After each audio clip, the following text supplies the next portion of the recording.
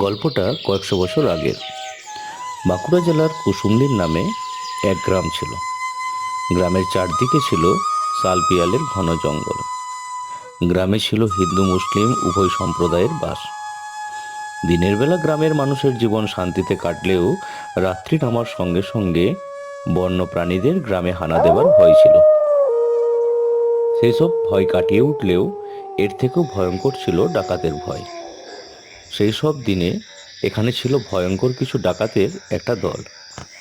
কালু মিয়া, আব্দুল, বরকত, কোসাই, কাদের শেখ, এদের নাম শুনলে মায়ের কোলের শিশু আতঙ্কে শিউরে উঠত। রাত্রির আঁধার নামলেই গুপ্ত ডেরা থেকে বেরিয়ে রাস্তার ধারে অপেক্ষা করত পথ চলা পথিকের জন্য। কোনোদিন খবর থাকতো বিয়ে করতে যাওয়া বরযাত্রীর গরুর গাড়ি। সেদিন তাদের পোয়া 12। ভয় দেখিয়ে দু চার ঘা পিটিয়ে এবং প্রয়োজন হলে দু একটা মার্ডার করে তারা সর্বস্ব লুট করত। এমনই এক রাতের ঘটনা। সর্দার, খবর পাকা ছিল তো? কই এখনো গাড়ি এলো না তো? শালা বরকত বেইমানি করলো না তো? বেইমানি করবে কালু সর্দারের সঙ্গে? বেটার মাথা রাস্ত থাকবে। একটু দাঁড়া, বিয়ে বাড়ির গাড়ি একটু দেরিতেই আসে।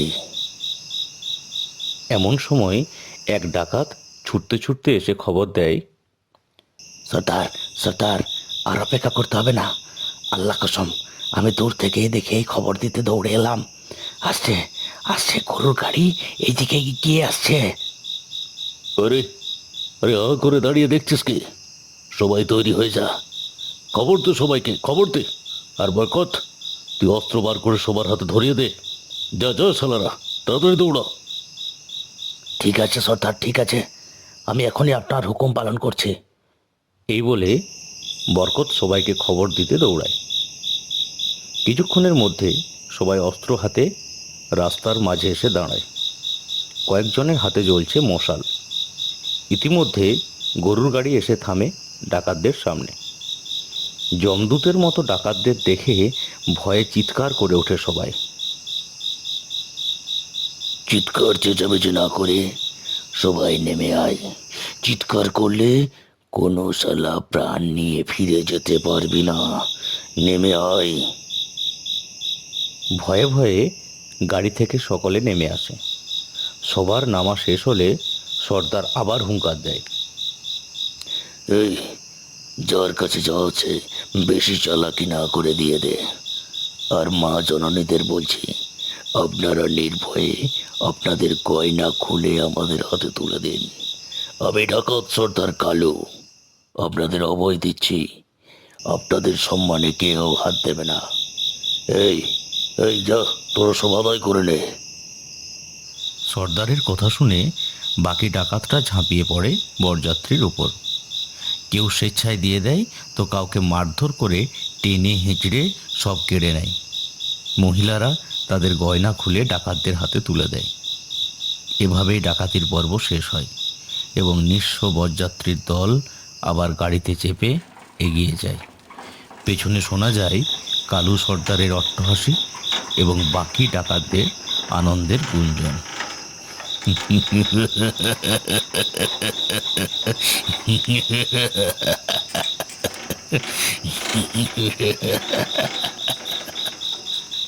সর্দার, রাত শেষ হয়ে এলো, এবার ফিরতে হবে।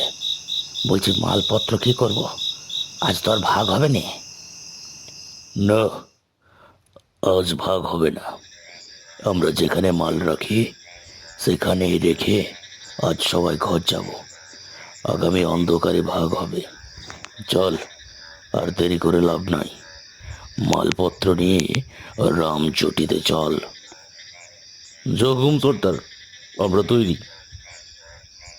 এই বলে ডাকাতরা নিঃশব্দে জঙ্গলের পথ চলতে শুরু করে। জ্বলন্ত মশাল হাতের সামনে রেখে হাঁটতে থাকে কয়েকটা ডাকাত। হাঁটতে হাঁটতে তারা এসে পৌঁছায় জঙ্গলে ঘেরা একটা জায়গায়। চারিদিকে বড় কালো মাখড়া পাথরের স্তূপ, আর তার মাঝে একটা জায়গা পরিষ্কার করে রাখা কয়েকটা হাতি ঘোড়া। মশালগুলি গাছে ঝুলিয়ে কয়েকজন ডাকাত এগিয়ে যায় হাতি ঘোড়ার দিকে।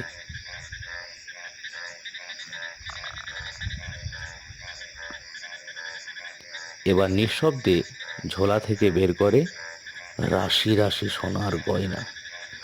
এক একটা হাতি ঘোড়া খুলে তার মধ্যে ঢুকিয়ে দেয় সেই সব গয়না। কাজ শেষ হলে সর্দারের কাছে এসে বলে, কাজ শেষ সর্দার, সব গয়না ঠিক জায়গায় রেখে দিয়েছি। বেশ বেশ, চল এবার সবাই নিজের নিজের বাড়ি ফিরে যায়। আবার এখানে আসবো আগামী অন্ধকারের দিন। চল সবাই। হুকুম সর্দার।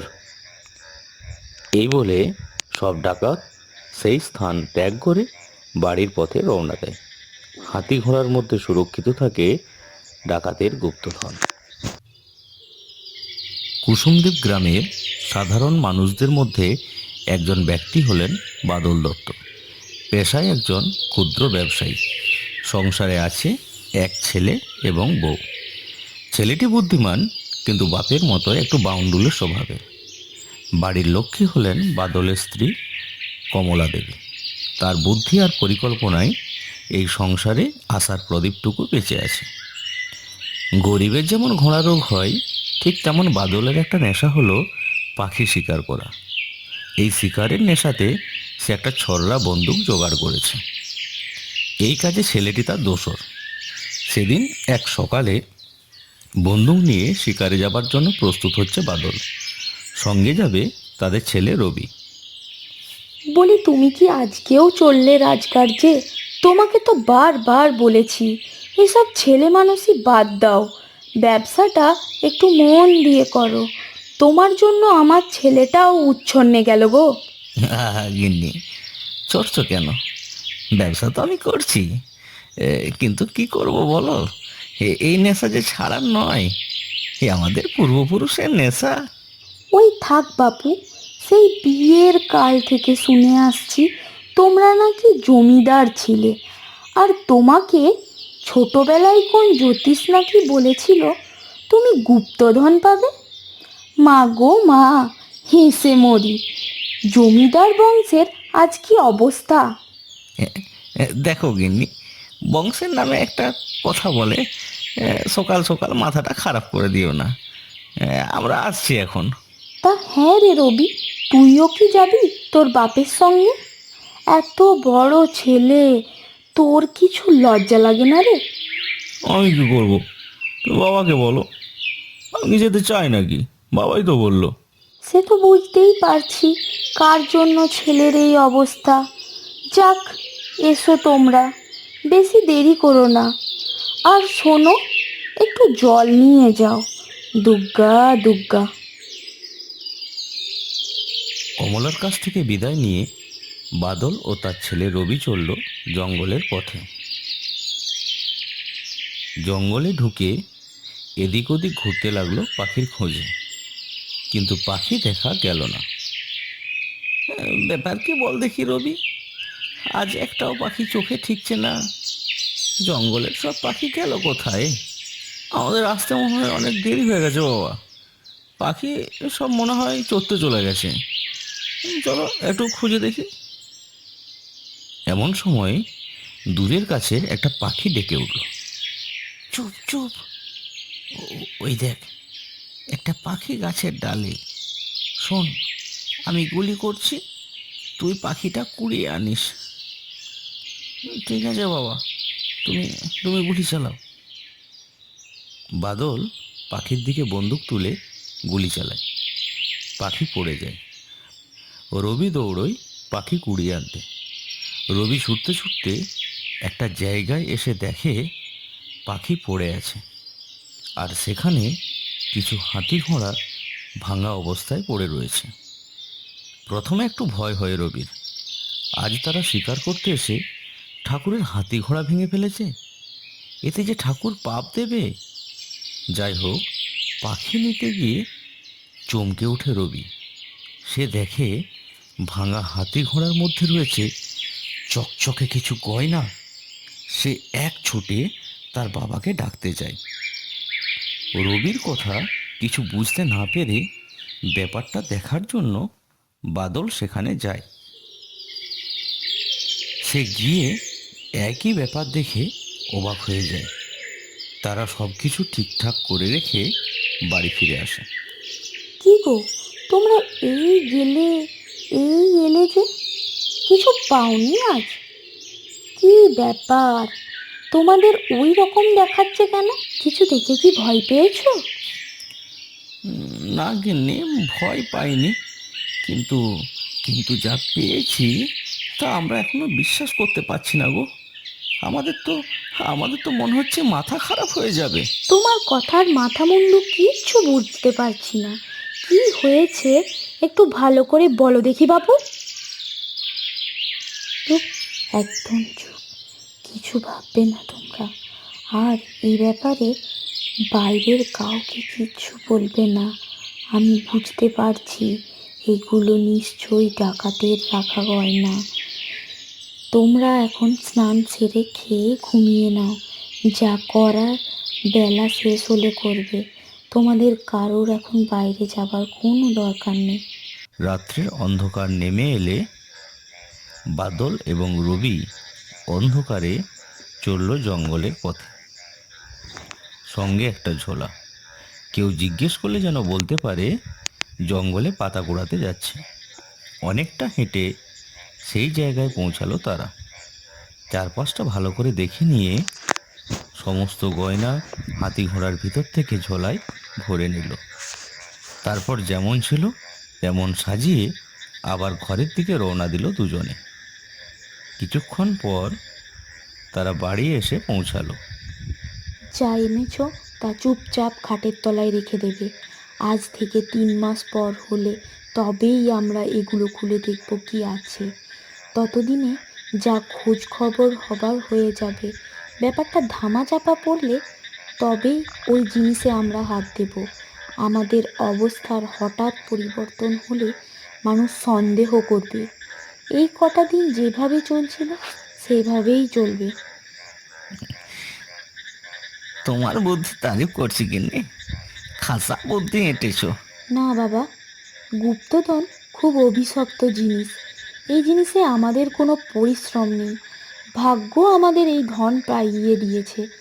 এখন আমাদের পরিশ্রম আর বুদ্ধির জোরে একে রক্ষা করতে হবে। শুরুটা ঈশ্বর করে দিয়েছেন, কিন্তু আমাদের সাজিয়ে নিতে হবে। এভাবে কেটে গেল কয়েকটা মাস। ধীরে ধীরে বাদল ব্যবসায় উন্নতি করলো, ব্যবসা বড় করতে থাকলো। এখন সে যথেষ্ট পরিশ্রমী।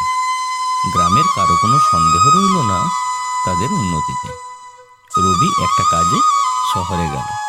সেখানে কাজের পাশাপাশি গুপ্তধনের কিছুটা অংশ বিক্রি করে দেশে ফিরল।